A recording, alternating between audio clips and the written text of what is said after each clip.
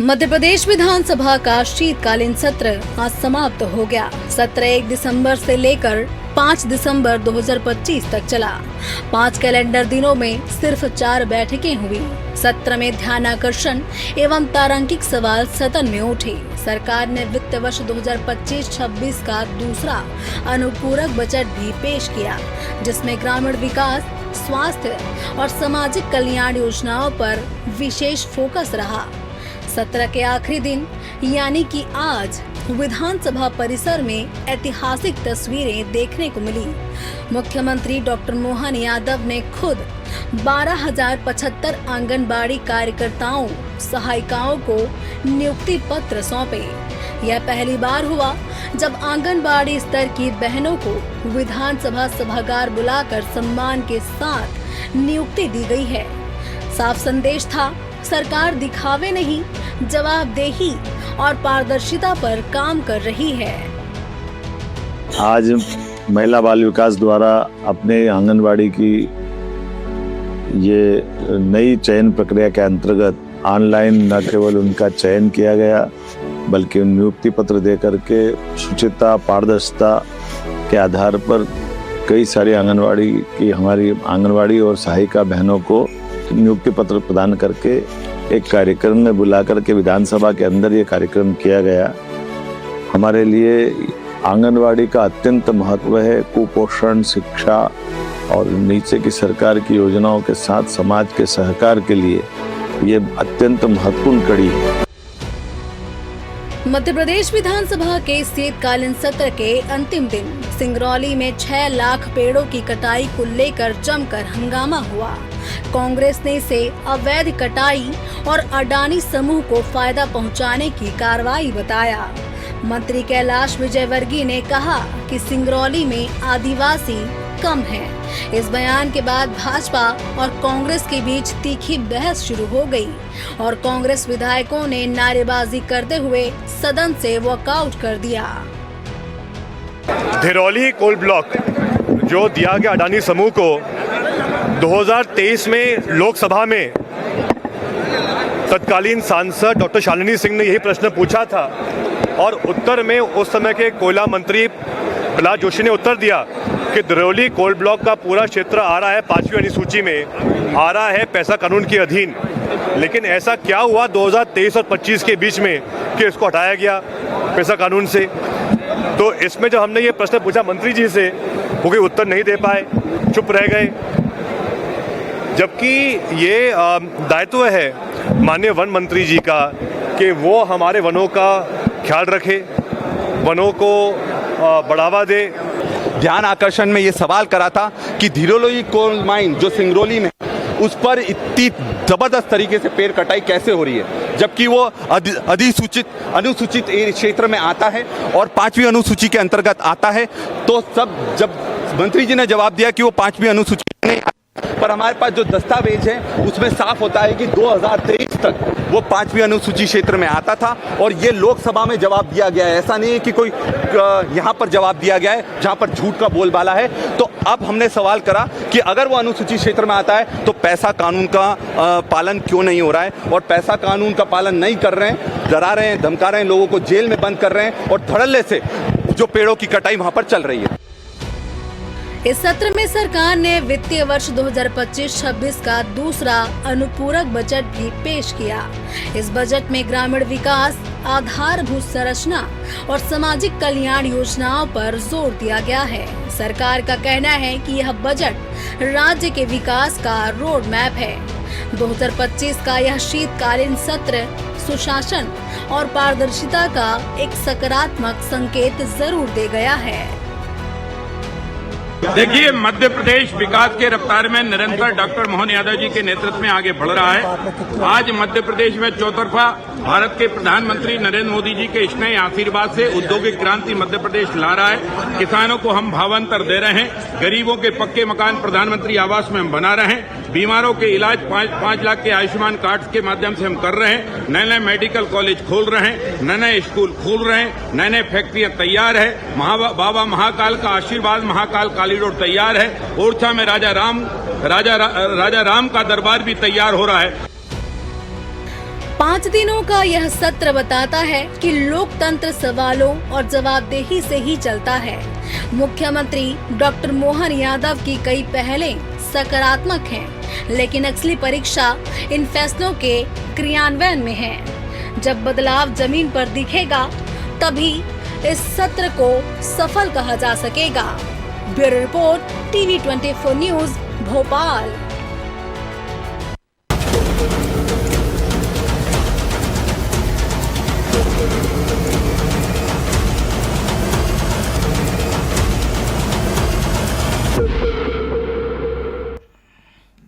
नमस्कार, मैं हूं मोहन तिवारी। डिबेट लाइव बड़ी बहस मध्य प्रदेश में आपका स्वागत है। और बड़ी बहस आज मध्य प्रदेश की इस बात को लेकर करेंगे कि सत्र मध्य प्रदेश का विधानसभा का खत्म हो गया है और इस शीतकालीन सत्र के 5 दिन शीतकालीन सत्र गर्माहट से भरा रहा। और इस 5 दिन कुछ ऐसी तस्वीरें हमें देखने को मिली जिससे लगता है कि ये सत्र जो है पक्ष और विपक्ष के आपसी लड़ाई का दंगल बन गया। तो इस अखाड़े में किसने किसको पटकनी दी, कौन कितना आगे रहा मुद्दों की लड़ाई में, कौन 5 दिन में कितने नंबर पाया, इन सब बातों पर आज चर्चा करेंगे। पहले मिल लेते हैं उन मेहमानों से जो इस चर्चा में हमारे साथ रहेंगे। हम बहुत स्वागत करेंगे। हमारे साथ मौजूद हैं हमारे भाजपा का पक्ष रखने के लिए डॉक्टर प्रेम व्यास जी, बहुत स्वागत है आपका। हमारे साथ मौजूद हैं कांग्रेस का पक्ष रखने के लिए हिमानी सिंह जी, बहुत स्वागत करेंगे आपका। और इस पूरे मामले का राजनीतिक विश्लेषण शेयर करेंगे भूपेंद्र जी, हमारे जाने माने राजनीतिक विश्लेषक, बहुत स्वागत है आपका। तो तीनों मेहमान हमारे साथ बने हुए हैं। 5 दिन का सत्र था। पहला दिन निधन उल्लेख और अन्य चीज़ों की वजह से ज़्यादा देर नहीं चल पाया, तो उसे छोड़ भी दें तो 4 दिन अलग अलग मुद्दों की गर्माहट रही। तो पहली टिप्पणी भूपेंद्र जी से ले लेते हैं और इस शीतकालीन सत्र को वो कैसे देखते हैं मुद्दों के मामलों में, विपक्ष की भूमिका के मामले में, और क्या विपक्ष जो इस सत्र से चाहता था मुद्दों को आम लोगों तक पहुंचाने में कितना सफल रहा। भूपेंद्र जी। देखिए, निश्चित रूप से तिवारी जी, सत्र विधानसभा के जो पूर्व बजट का जो सत्र था और जो शीतकालीन जो सत्र था, इसमें लगभग 5 दिन का था, 1 से 5 तारीख तक का। और इनमें मुख्य बिंदु बात जनता विपक्ष उठाना चाहती थी, लेकिन सत्र में अब ये लगने लगा है कि सत्र की जो समन्वय होना चाहिए वो समन्वय नहीं अब दिखता है। विपक्ष भी चाहता है कि उसके मुद्दे उठें और सत्ता पक्ष चाहता है कि हमारे कामकाज निपटें। तो इस चीज में द्वंद में ही दोनों सत्र इस तरह से सत्र निकल जाते हैं। और सत्र थोड़ा छोटा भी था और उस हिसाब से उसकी रूपरेखा भी नहीं हो पाई। और सरकार ने अपनी जो विपक्ष को जवाब मिलने चाहिए, जिस तरह से तारांकित और प्रश्नावली के जवाब, तो वो समय सीमा कम होने के कारण नहीं मिल पाए। लेकिन साथ साथ ये है कि सत्र का विशेष महत्व होता है और सत्र का ये महत्व होता है कि जनता और जनार्दन देखती है कि हमारे लिए क्या रखा गया है और हमारा प्रतिनिधि क्या बात करना चाहता है सत्र में। तो इस समय सरकार और विपक्ष दोनों चाहते हैं कि हमारी बात को पटल पे रखा जाए और पटल पे रखने के साथ साथ हमारे जो जनता है, जो जनता जनार्दन है, जो मतदाता है, वो उस चीज को देखे और उससे इन्फ्लुएंस होकर उनके प्रति उनकी एक जवाबदेही तय हो के साथ साथ वो आगे जब समारोह में जाते हैं जिस चुनाव के, तो वो उनके फलवित होता है। तो निश्चित रूप से ये सत्र मुझे तो लगता है शोरगुल की किताब खराब हुआ है, लेकिन सरकार के लिए अच्छा रहा कि सरकार ने अपना अनुपूरक बजट और अपनी उपलब्धियां, अपना जो कार्य था शासन का, वो उन्होंने अपना निपटा लिया। और ये होता भी है कि सरकार चलाना है तो सरकार के लिए अपने कार्य और अनुपूरक बजट वगैरह और जो उनकी कार्रवाई है। लेकिन जहां जहां तक मुद्दे थे, जिस तरह से सिंगरौली का मामला उठाया और किसानों की समस्याएं भी उठानी चाहिए कि किसानों की बहुत बुरी समस्या है इस समय खाद वितरण में। लगातार 2 साल से ये कैसी स्थिति बन रही है मध्य प्रदेश में। इससे पहले अच्छी स्थिति थी, लेकिन किस तरह से टोकन देने के साथ और प्रशासनिक अधिकारी किस तरह से किसानों और महिलाओं के साथ अभद्रता और व्यवहार कर रहे हैं, जो हमारे मीडिया के बंधु लोग कवर कर रहे हैं, देख रहे हैं। तो ये सारी चीजें जो कि एक है बेसिकली, तो वो चीजें नहीं सदन में उठ पाई शोरगुल के कारण। लेकिन अंततः ये कहेंगे कि अब जो समस्याएं हैं जो भी है, क्योंकि उनका 2 साल पूरे होने वाले हैं डॉक्टर मोहन यादव के, तो अब वो उसकी तैयारी में लग जाएंगे 13 दिसंबर के बाद। और इसके बाद वो अपने इन उपलब्धियों को लेकिन सरकार ने अपनी उपलब्धियों को पटल पर बताने की कोशिश की और अंतिम सत्र में तो उन्होंने निश्चित रूप से समापन सत्र में जिस तरह से आंगनवाड़ी कार्यकर्ताओं को नियुक्ति पत्र दिए और जो एक केंद्रित व्यवस्था हो गई है कि हर चीज को सेंट्रलाइज किया जाएगा और उसके तहत उसकी वाहवाही ली जाएगी और उसको जमीनी स्तर पर उसको राजनीतिकरण किया जाएगा और उसको मतदाता में कन्वर्ट किया जाएगा। ये एक नया इनोवेशन देखा जा रहा है सरकार के साथ कि हर चीज को सेंट्रलाइज किया जा रहा है। अब जो चीज होगी वो निश्चित रूप से केंद्र बिंदु से होंगी। तो ये भी एक जनप्रतिनिधि से लोग जो चुन के आते हैं उनका रोल थोड़ा सा कम हो जाता है। अब वो केंद्रित आधारित हो जाते हैं, अपने सेंट्रलाइज नेताओं के आधारित हो जाते हैं उस पॉलिसी के। तो ये एक लोकतंत्र के लिए अब कहाँ तक क्या है, लेकिन अभी तो सफलता मिल रही है तो निश्चित रूप से अभी उनके लिए सही है, क्योंकि ये भी एक है कि एक ब्रांड बना के और अपने ब्रांडिंग को करके और जिस तरह से अपने मतदाताओं को आकर्षित कर रही है पार्टियां, तो वो भी एक सही है।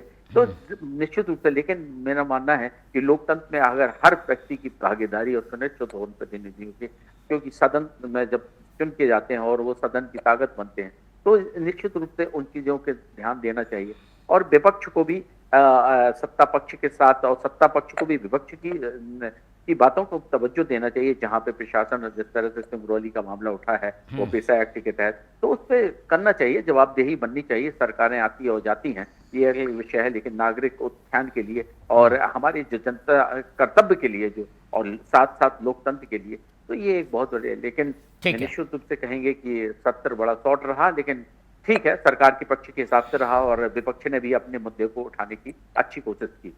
जी ठीक है, तो ये कोशिश विपक्ष की रही, तो विपक्ष से ही शुरुआत करते हैं, क्योंकि इस तरीके के सत्र में विपक्ष ऐसी भूमिका निभाता है जिससे जनता के मुद्दे लोगों के भी ध्यान में आए और सरकार के भी ध्यान में आए। तो सबसे रुख कर लेते हैं हिमानी जी का और उनसे समझने की कोशिश करते हैं। सत्र छोटा जरूर था, लेकिन इस बार जो उपस्थिति है वो कांग्रेस ने भरपूर दिखाई। हर मुद्दे को लेकर जो उनका एक ट्रेंड रहा, एक प्रदर्शन के जरिए जो सदन के अंदर तो बातें उन्होंने रखी, लेकिन सदन के बाहर जो बातें प्रदर्शन किया उन्होंने, उसकी चर्चा रही। हिमानी जी कैसे देखते हैं इस 5 दिन के सत्र को? बिल्कुल, ये 5 दिन का सत्र जिस तरह का होना चाहिए था वैसा बिल्कुल नहीं हुआ। सबसे पहले कहूंगी भूपेंद्र जी ने बहुत ही अच्छे तरीके से विपक्ष की भी और सत्ता पक्ष की जिम्मेदारियां बताते हुए बहुत ही निष्पक्ष तरीके से अपनी बात रखी। और ये एक जिस सत्र की हम बात कर रहे हैं, सच में जो भी चीजें सत्र में इतनी होती हैं, करोड़ों रुपए का खर्चा आता है प्रतिदिन का, जनता का ये गाड़ी कमाई का पैसा होता है, टैक्स का पैसा होता है, और अगर उसका सही सदुपयोग ना हो तो ये बहुत बड़ी विडंबना हो जाती है। बिल्कुल सही बोला भूपेंद्र जी ने कि आप तैयारी में लग जाएंगे तो बिल्कुल इवेंट जीवी सरकार है, सिर्फ एक अगले इवेंट की तैयारियों में लगी रहती है। पिछला क्या हुआ, अगर विपक्ष आपसे सवाल पूछ रहा है पर वो उसको इग्नोर करके सिर्फ वो चीजें दिखाना चाहेंगे जो उनके चश्मे से हरी हरी दिखाई देती हैं, तो आप सभी को वो चश्मा पहनाने की कोशिश कर रहा है सत्ता पक्ष, जो जिससे केवल उनकी जो अच्छाइयां हैं वो दिखाई दें और जो वास्तु स्थिति है, जो जमीनी स्थिति है, उसको छुपाने का प्रयास कर रहा है। अगर आप विपक्ष के सवालों का जवाब नहीं देंगे तो कहीं ना कहीं जनता के लिए बहुत ज्यादा चिंता की बात है कि जनता के जो मुद्दे विपक्ष उठाने की कोशिश कर रहा है उनसे अगर आप बचने का प्रयास कर रहे हैं तो कहीं ना कहीं चोर की दाढ़ी में तिनका है। ये बात बिल्कुल सही है। मध्य प्रदेश की स्थिति है कि जवाब नहीं मिल पा रहे हैं, किसान परेशान हैं, महिलाएं परेशान हैं, युवा परेशान हैं और जो जिम्मेदार है वो जवाब नहीं दे रहे हैं। तो कहीं ना कहीं चिंताजनक स्थिति है और इन्हीं चिंताओं के साथ ये सत्र भी समाप्त हो गया। बिल्कुल, चलिए, तो ये 5 दिन के सत्र में जैसे 4 दिन बड़े मुद्दे हावी रहे, उन सब के जवाब ले लेते हैं प्रेम व्यास जी से और उनसे समझने की कोशिश करते हैं। पहले दिन तो बच्चों के सिरप का मामला उठा व्यास जी, उसके बाद सोयाबीन की फसल का मामला उठा, फिर आरोप लगाया गया कि नीति सही नहीं है, बंदर के हाथ में उस्तूरा जैसे मुद्दे उठे, और आज ये जंगल कटाई का मुद्दा उठा। इन मुद्दों पर थोड़ी सी बैकफुट में नज़र आई है बीजेपी क्या, या इन मुद्दों पर विपक्ष हावी दिखा है? क्या जवाब है आपके पास? मोहन जी, मुझे लगता है कि जिस तरह से सरकार का पिछड़ा पूरे, मेरी आवाज इको हो रही, कृपया इसको सही करवा। जी जी, इको ठीक कर देंगे जी, बोलिए। जवाब जो व्यक्ति देता है, जो धरातल पर आकर कार्य करता है, उसके लिए जवाब देना कठिन नहीं होता। इसके लिए होता है जो उन जवाबों को इवेंट का नाम देता है। जीएसटी सेशन हुआ था लागू, कांग्रेस ने बहिष्कार करा, इवेंट दे दिया। नए संसद भवन का उद्घाटन, कांग्रेस ने इवेंट। उसके बाद में राम मंदिर इवेंट, कुंभ इवेंट। ऐसा कौन सा मुद्दा है जो आम जनता से जुड़ा है जिसको कांग्रेस ने इवेंट का नाम ना दिया हो? दूसरी तरफ है कि सकारात्मक माहौल में और खुले वातावरण में चर्चा की गई, हर मुद्दे पर चर्चा की गई। लगभग 1497 प्रश्नों के तथ्य संगत, तर्क संगत जवाब दिए गए, 21 ध्यानाकर्षण के जवाब दिए गए और विपक्ष को आमंत्रित किया गया कि हर मुद्दे पर सरकार जवाब देने के लिए बाध्य है। जो कार्रवाई आज तक की है उसको प्रेषित करने के लिए बाध्य है। आगामी भविष्य के लिए जो योजनाएं बनाई है उन पर चर्चा करने के लिए बाध्य है। लेकिन जो पूतना बनकर आएंगे, जो कपी की आकृति बनाकर आएंगे, तो चर्चा से जरूर भागेंगे ना। आप देखिए, महत्वपूर्ण ग्रामीण विकास या निवेश से संबंधित जो बातें थी उस समय वॉकआउट कर गए। कानून व्यवस्थाओं को लेकर जब जवाब दिया जा रहा था उस समय वॉकआउट हो गए। तो किस मुद्दे पर विपक्ष चाहता था कि एक सकारात्मक माहौल में चर्चा हो सके? वहीं पर हमने सभी सवालों के तर्क संगत तथ्यात्मक जवाब दिए। सरकार सभी के लिए जिन कल्याणकारी परियोजनाओं को स्वीकृति प्रदान करती है उन सबको पटल पर रखा, अनुपूरक बजट को पटल पर रखा, योजनाओं को पटल पर रखा। और अगर कमलनाथ जी की बात करेंगे तो 2 दिन का सत्र था। उसके बाद में 2022 में 8 बैठकें हुई, 21 घंटे 52 मिनट की चर्चा हुई। 2024 में 5 बैठकें हुई, लगभग 28 घंटे की चर्चा हुई। पिछले सत्र के दौरान भी जब 9 दिनों का था तो कांग्रेस 21 दिनों का मांग रही थी, लेकिन सकारात्मकता नहीं दिखाना। तो घंटे कितने भी हो, दिन कितने भी हो, यह निर्भर इस बात पे करता है कि आप सदन का कितना उपयोग सकारात्मक चर्चा के लिए कर रहे हैं, जनता से जुड़े मुद्दों के लिए कर रहे हैं। और जो कटाई से संबंधित विषय था उसमें जवाब दिया गया। पैसा एक्ट के तहत आज ग्राम सभाएं निर्णय लेती है, उन्हीं निर्णयों के माध्यम से कटाई के लिए परमिशन ली गई, अन्यत्र जो जमीन है उसको ट्रांसफर किए गए और सब परमिशन लेने के बाद आज विकास उस क्षेत्र में किस तरह से आएगा, सरकार इसको लेकर पसंद है। और इसीलिए तकनीकी शिक्षा या स्टार्टअप है, इनसे लेकर संपूर्ण डाटा सरकार द्वारा रखा गया। लेकिन मुझे लगता है कि अगर विपक्ष को जनता से जुड़े मुद्दों पर चर्चा करनी होती तो सदन के अंदर उसका उपयोग करते, सदन के बाहर नहीं। ठीक है, चलिए हिमानी जी, बार बार आरोप विपक्ष पर यह लग रहा है कि मुद्दे तो उसने जरूर उठाए पर जवाब नहीं सुना, या फिर उन मुद्दों पे चर्चा के लिए नहीं आए, हंगामा खड़ा करना मकसद रहा आप लोगों का?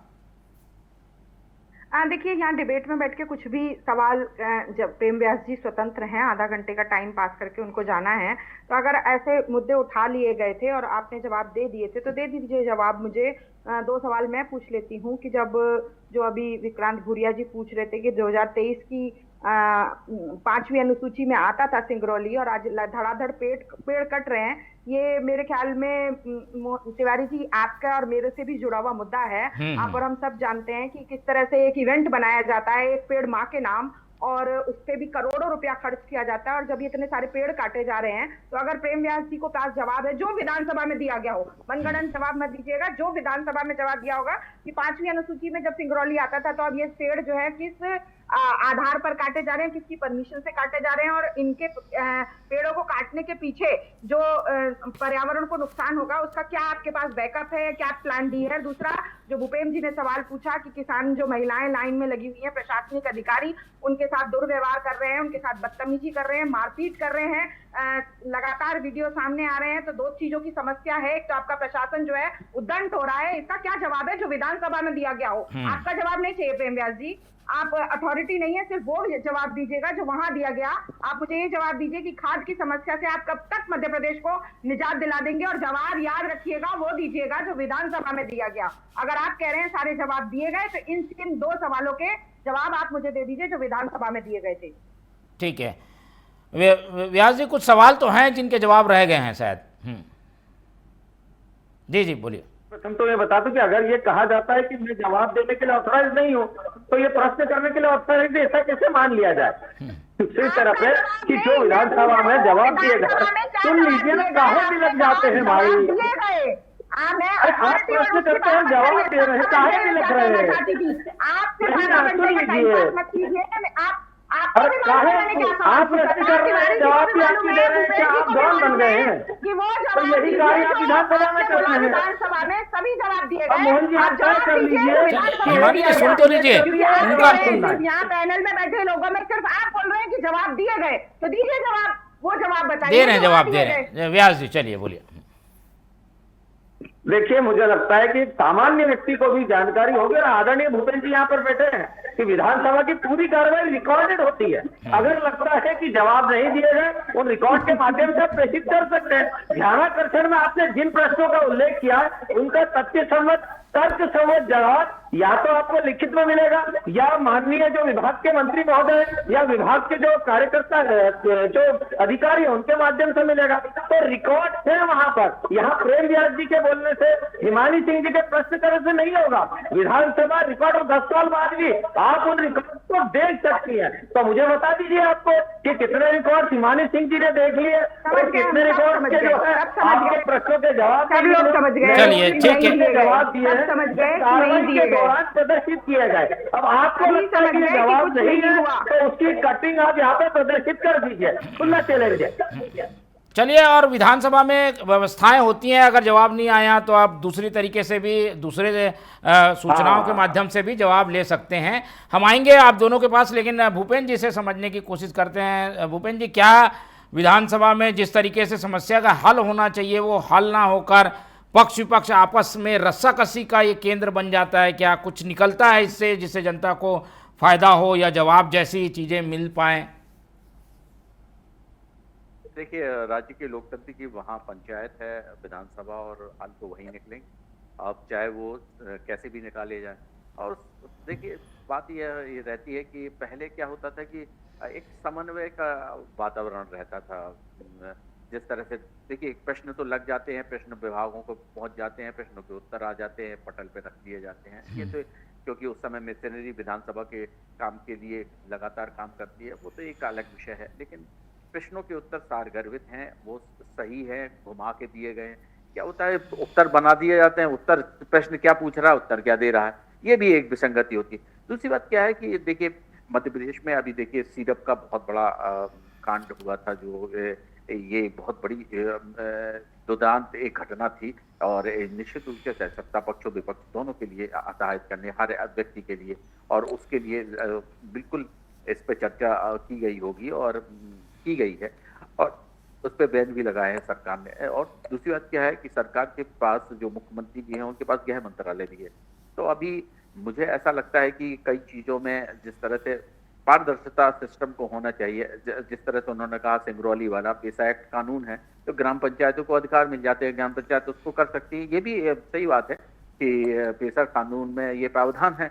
तो वो अब ये सब चीजें चलती तो सरकार की मशीनरी की है, तो सरकार कहती है कि उसमें विकास कर रही है, तो उसके पास उनके जब पेड़ कटाएंगे तो उसके लिए कोई उनका कोई प्लानिंग तो होनी ही चाहिए, और होगी भी, मेरा ये मानना है। शायद सरकार अभी नहीं बता रही होगी, क्योंकि जिसको टेंडर दिया होगा तो वो एक पर्यावरण निश्चित रूप से बहुत बड़ी समस्या है। हम दिल्ली में देख रहे हैं लगातार IQ 400-500 चल रहा है, और मध्य प्रदेश की भी कोई अच्छी स्थिति नहीं है। कई जिलों में, कई महानगरों में, भोपाल हो चाहे इंदौर हो, ग्वालियर, सब जगह ऐसी स्थिति चल रही। तो साथ साथ हमारे जो बोलने का है वो भी प्रदूषण बढ़ रहा है, हल्ला बढ़ रहा है, समन्वय की गति कम हो रही है। तो ये एक सोचनीय बिंदु है। लेकिन बात यह है कि सरकार भी चाहती है कि हमारे काम निपटे, और विपक्ष भी चाहता है कि हम सब जनता को दिखा सकें और ये बता सकें। तो निश्चित रूप से इसमें एक समन्वय की जो बात हो जाती है ना, अगर वो हो जाए ना तो बहुत अच्छी रहे। तो बात क्या होता है, वो सरकार तो देखिए सरकार होती है, उसका विधानसभा अध्यक्ष होता है, वो होता है, तो वो तो अपनी काम निपटाने की कोशिश करेंगे, क्योंकि उनको काम करना ही है। तो ये एक जो तरीका है। लेकिन मुझे मानना है कि अगर लोकतंत्र को जीवित रखना है तो विपक्ष भी उस तरह से, विपक्ष को भी सकारात्मक होना चाहिए और सत्ता पक्ष को भी उसको लेके चलना चाहिए। अब जैसे बातें तो होती हैं, उससे पहले जब चाहे विधानसभा शुरू होती है उसके पहले ऑल पार्टी मीटिंग भी होती है, इस तरह से सब बातें होती हैं। लेकिन जब तक मंच पे पहुंचते हैं जैसे विधानसभा में, तो सब अपनी अपनी पार्टी और अपने अपने विचारों पे आ जाते हैं। तो एक निश्चित रूप से, लेकिन निश्चित रूप से ये माना जाता है ये बहुत अच्छा पटल है, चर्चाएं होनी चाहिए, प्रश्न होने चाहिए, और जिस जनता देखती है उसको, जनता खुद चाहती है कि हमारे नेता को मिले, सुनने को मिले, हम सबको सुने। और नेता भी जानते हैं कि इसका बहुत बड़ा दायित्व है विधानसभा का। तो ये सब चीजें बहुत, लेकिन मुझे मानता है कि मेरा मानना है कि सकारात्मक पहलू है, निश्चित रूप से इसकी गरिमा बनाई जाएगी और लोकतंत्र को मजबूत किया जाएगा। ठीक है, और लोकतंत्र की यही खूबसूरती है कि पक्ष विपक्ष को आमने सामने होकर सवाल जवाब करने का मौका मिलता है, और वही कुछ हुआ। और इसीलिए इस बार जो कांग्रेस है वो काफ़ी हद तक अपने मुद्दों को लोगों तक लाने में सफल भी रही। हिमानी जी, इस सत्र से संतुष्ट तो होंगे ना आप लोग, और आगे अब इस मुद्दों की लड़ाई को कहाँ ले जाके जाने वाले हैं आप लोग? बिल्कुल, जिस तरह से सत्ता पक्ष ने जिस तरह का भ्रष्टाचार मध्य प्रदेश में पूरे व्याप्त किया है, विपक्ष पूरी कमर कसकर तैयार है। सदन से लेकर सड़क तक आपको हमारा ये विरोध प्रदर्शन दिखाई देता रहेगा। या तो सरकार जो भी जनता से जुड़े हुए मुद्दे के वादे करके सत्ता में आई थी और जनता के हित से जुड़े हुए मुद्दे थे उनको पूरा करने के लिए मजबूर होगी, नहीं तो इनकी 2028 में विदाई तय है। ये विपक्ष सुनिश्चित करेगा और आप सभी का जनता का सहयोग इस विषय को लेकर हमें मिलता रहेगा, क्योंकि ये लड़ाई आपकी और हमारी नहीं, जनता की लड़ाई है, मध्य प्रदेश के विकास की लड़ाई है और इसको हम लड़ते रहेंगे। चलिए जल्दी प्रेम व्यास जी आप भी फाइनल कमेंट कर दीजिए। देखिए, मुझे लगता है कि हमारी सकारात्मकता और विपक्ष की नकारात्मकता इस पूरे दौरान प्रदर्शित हुई है। उस 20 वर्षों का जो स्वप्न है, जो एक मनगढ़ंत भ्रष्टाचार के आरोपों के साथ प्रारंभ हुआ था, मुझे लगता है अभी अगले 20 वर्ष और चलेगा। चलिए ठीक है, और समय भी अब समाप्त हो गया है, लेकिन इस सत्र से जो गर्माहट बनी है वो आने वाले दिनों तक महसूस की जाती रहेगी।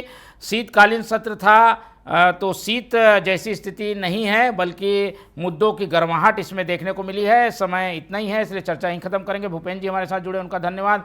प्रेम जी ने समय दिया, उनका धन्यवाद। हिमानी जी हमारे साथ बने रहे, उनका बहुत बहुत धन्यवाद।